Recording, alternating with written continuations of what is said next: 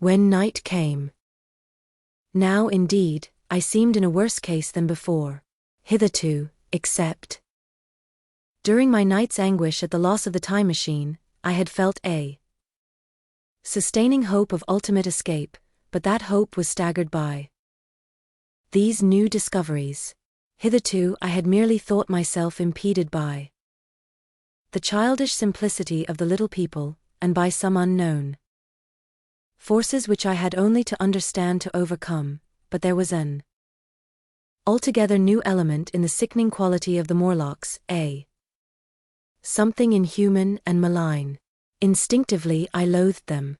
Before I had felt as a man might feel who had fallen into a pit, my concern was with the pit and how to get out of it. Now I felt like a beast in a trap, whose enemy would come upon him soon. The enemy I dreaded may surprise you. It was the darkness of the new moon. Weena had put this into my head by some at first incomprehensible remarks about the dark nights. It was not now such a very difficult problem to guess what the coming dark nights might mean. The moon was on the wane. Each night there was a longer interval of darkness, and I now understood to some slight degree at least the reason of the fear of the little upper-world people for the dark. I wondered vaguely what foul villainy it might be that the Morlocks did under the new moon. I felt pretty sure now that my second hypothesis was all wrong. The upper-world people might once have been the favored aristocracy, and the Morlocks their mechanical servants, but that had long since passed away. The two species that had resulted from the evolution of man were sliding down towards, or had already arrived at, an altogether new relationship. The alloy, like the Carlovignan kings, had decayed to a mere beautiful futility. They still possessed the earth on sufferance, since the Morlocks, subterranean for innumerable generations, had come at last to find the daylit surface intolerable, and the Morlocks made their garments, I inferred, and maintained them in their habitual needs. Perhaps through the survival of an old habit of service.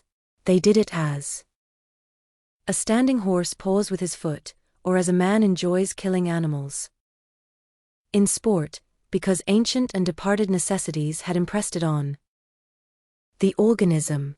But clearly, the old order was already in part reversed. The nemesis of the delicate ones was creeping on apace.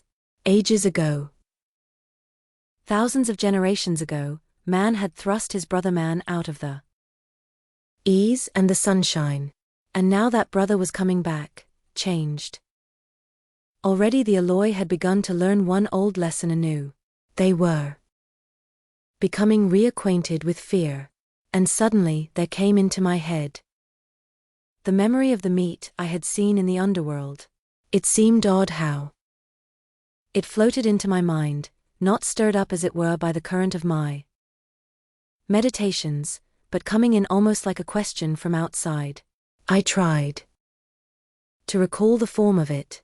I had a vague sense of something familiar, but I could not tell what it was at the time. Still, however helpless the little people in the presence of their mysterious fear, I was differently constituted. I came out of this age of ours, this ripe prime of the human race, when fear does not paralyze, and mystery has lost its terrors. I at least would defend myself. Without further delay, I determined to make myself arms and a fastness where I might sleep. With that refuge as a base, I could face this strange world with some of that confidence I had lost in realizing to what creatures night by night I lay exposed. I felt I could never sleep again until my bed was secure from them. I shuddered with horror to think how they must already have examined me.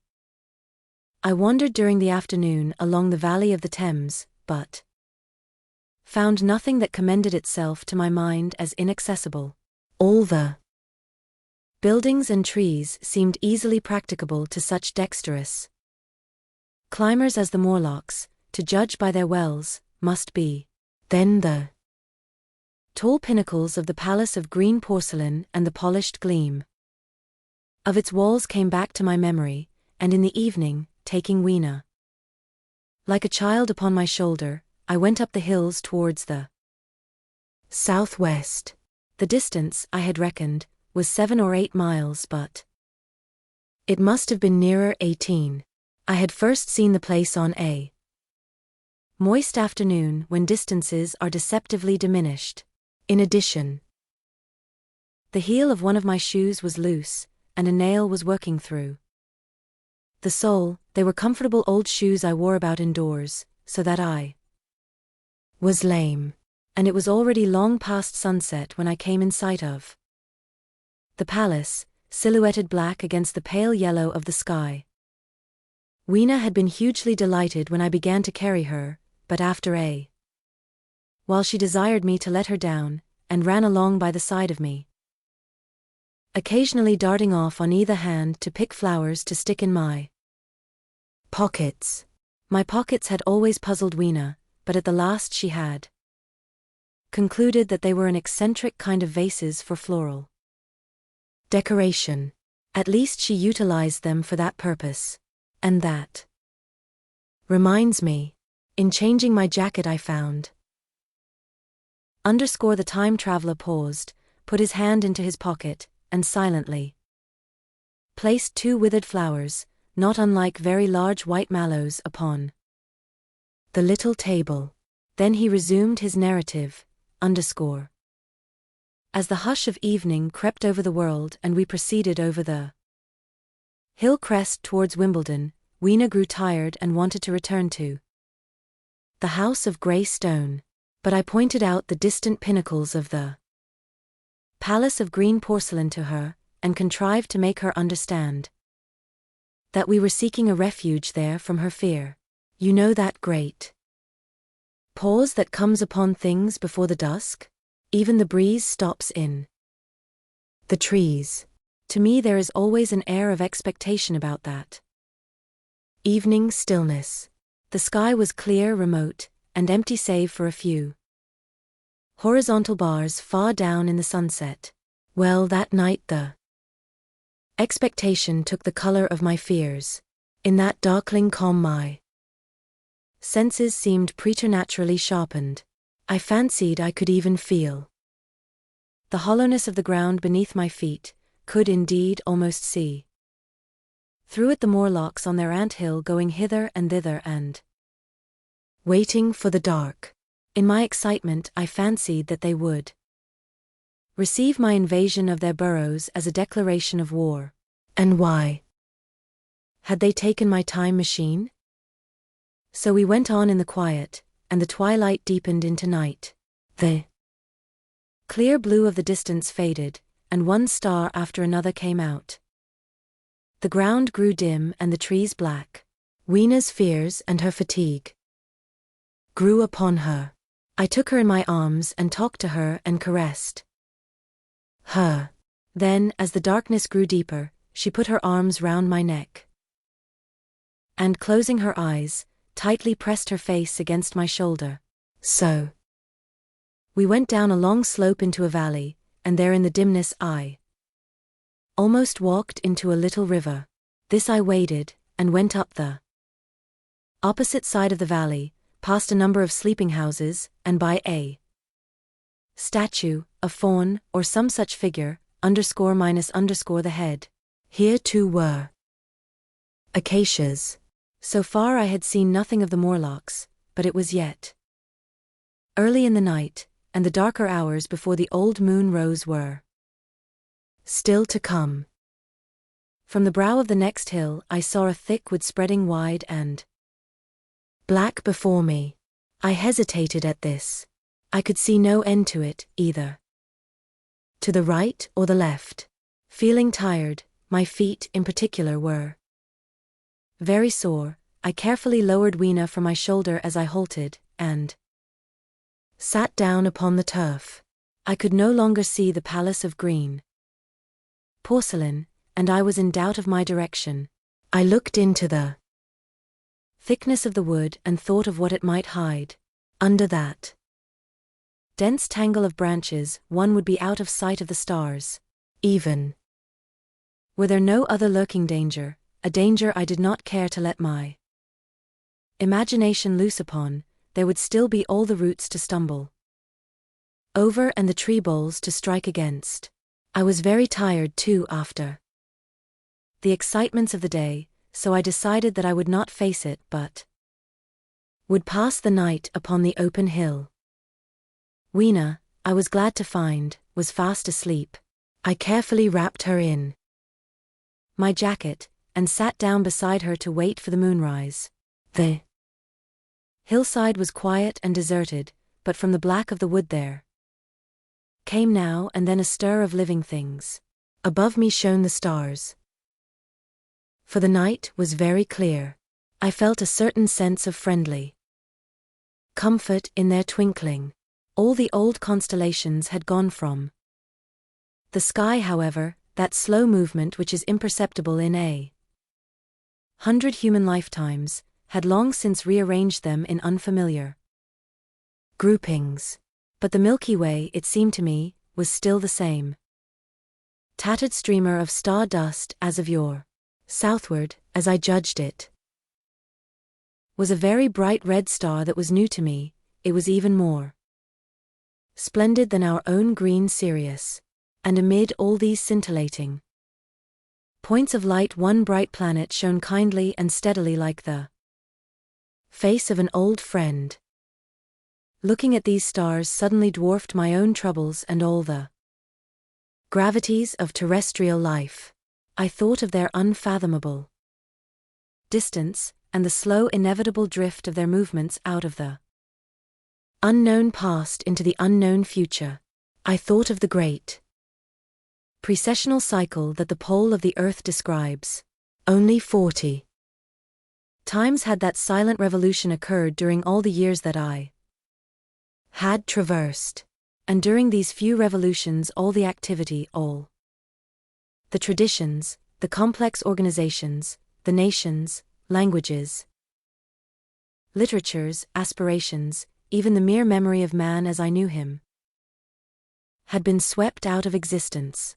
Instead were these frail creatures who had forgotten their high ancestry, and the white things of which I went in terror. Then I thought of the great fear that was between the two species, and for the first time, with a sudden shiver, came the clear knowledge of what the meat I had seen might be. Yet it was too horrible. I looked at little Weena sleeping beside me, her face white and star-like under the stars, and forthwith dismissed the thought. Through that long night I held my mind off the Morlocks as well as I could, and whiled away the time by trying to fancy I could find signs of the old constellations in the new confusion. The sky kept very clear, except for a hazy cloud or so. No doubt I dozed at times. Then, as my vigil wore on, came a faintness in the eastward sky, like the reflection of some colorless fire, and the old moon rose, thin and peaked and white, and close behind, and overtaking it, and overflowing it, the dawn came, pale at first, and then growing pink and warm. No Morlocks had approached us. Indeed, I had seen none upon the hill that night, and in the confidence of renewed day it almost seemed to me that my fear had been unreasonable. I stood up and found my foot with the loose heel swollen at the ankle and painful under the heel, so I sat down again, took off my shoes, and flung them away. I awakened Weena, and we went down into the wood, now green and pleasant instead of black and forbidding. We found some fruit wherewith to break our fast.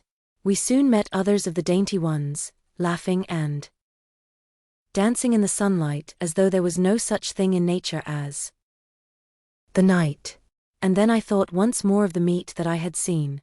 I felt assured now of what it was, and from the bottom of my heart I pitied this last feeble rill from the great flood of humanity.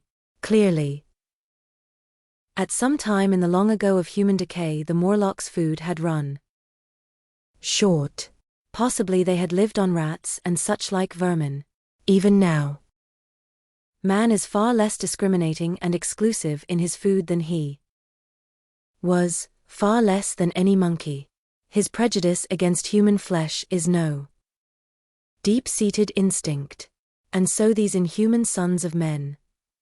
I tried to look at the thing in a scientific spirit. After all, they were less human and more remote than our cannibal ancestors of 3,000 or 4,000 years ago, and the intelligence that would have made this state of things a torment had gone. Why should I trouble myself? These alloy were mere fatted cattle, which the ant-like Morlocks preserved and preyed upon, probably saw to the breeding of. And there was Weena dancing at my side. Then I tried to preserve myself from the horror that was coming upon me by regarding it as a rigorous punishment of human selfishness. Man had been content to live in ease and delight upon the labors of his fellowman, had taken necessity as his watchword and excuse, and in the fullness of time necessity had come home to him. I even tried a Carlyle-like scorn of this wretched aristocracy in decay. But this attitude of mind was impossible. However great their intellectual degradation, the alloy had kept too much of the human form not to claim my sympathy, and to make me perforce a sharer in their degradation and their fear. I had at that time very vague ideas as to the course I should pursue. My first was to secure some safe place of refuge, and to make myself such arms of metal or stone as I could contrive. That necessity was immediate. In the next place, I hoped to procure some means of fire so that I should have the weapon of a torch at hand, for nothing, I knew, would be more efficient against these Morlocks. Then I wanted to arrange some contrivance to break open the doors of bronze under the White Sphinx. I had in mind a battering ram. I had a persuasion that if I could enter those doors and carry a blaze of light before me, I should discover the time machine and escape. I could not imagine the Morlocks were strong enough to move it far away. Weena I had resolved to bring with me to our own time, and turning such schemes over in my mind, I pursued our way towards the building which my fancy had chosen as our dwelling.